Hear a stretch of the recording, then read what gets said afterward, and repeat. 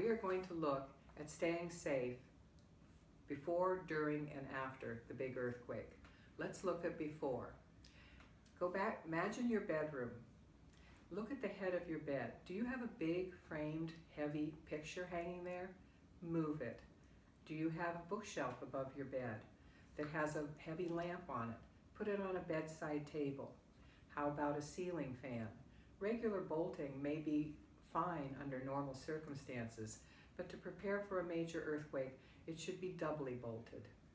Go through the rest of your bedrooms the same way. And by the way, if you have a bed near a window, you may want to move it. You may not be able to, but if you can, that's a good idea also. Go through the rest of your house with the idea of gravity in mind. Bookshelves, bolt them to the wall.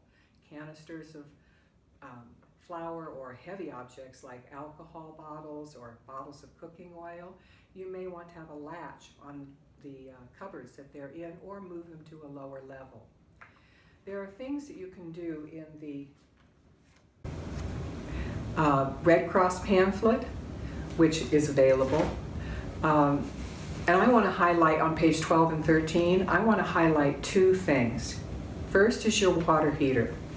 If it is not strapped down to studs in your wall, it will come loose and it will break your interior gas line.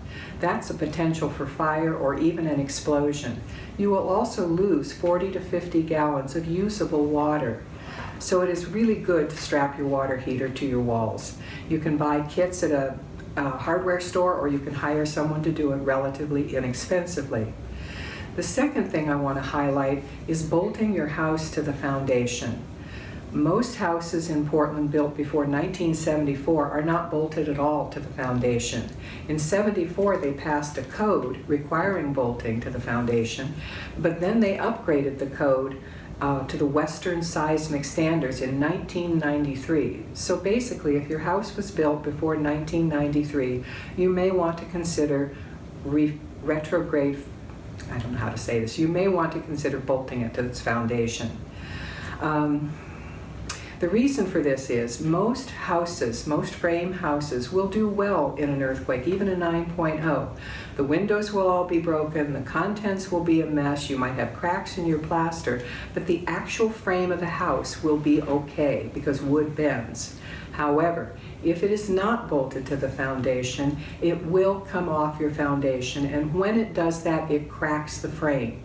Once the frame of your house is cracked, it is susceptible to collapse, especially in aftershocks, and we will be having aftershocks. That means your house may not be safe to re-enter, even for your emergency supplies, let alone to live in. So I really encourage you to look into bolting your house to its foundation. You can hire this done, as I mentioned. It is not cheap, but I do encourage it. The other thing to consider is insurance. Most insurance, homeowners insurance, does not include earthquake protection. You need an actual earthquake rider. And most insurance companies now insist that you have your house bolted to the foundation. Last note, I would choose a large national insurance company rather than a smaller local or regional one.